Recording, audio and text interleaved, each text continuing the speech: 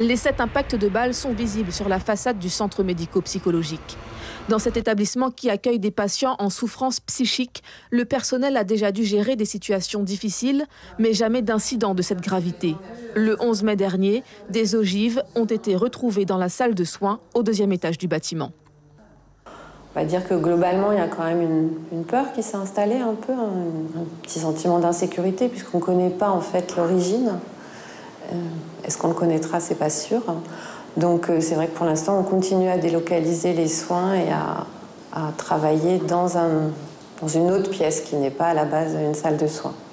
Malgré le suivi psychologique et les 2 réunions avec la direction du centre hospitalier André Rosemont, la quinzaine d'agents du centre médico-psychologique a tenu à exercer un droit de retrait pour obtenir une meilleure sécurisation du site.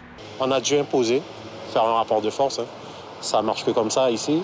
Ce qui est dommage, ce qui est vraiment dommage.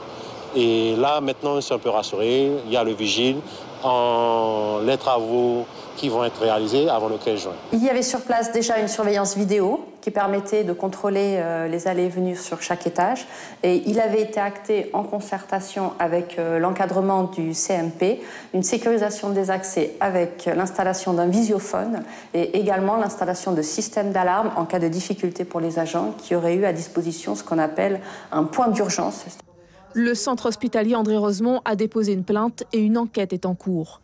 Ces tirs par arme à feu s'ajoutent à d'autres incidents déjà relevés dans le quartier Nova Park. Dans le même bâtiment, la maison départementale des personnes handicapées a subi 3 vols ces dernières années. Et à quelques mètres, l'école Vendôme a déjà été la cible de 16 cambriolages depuis le début de l'année scolaire.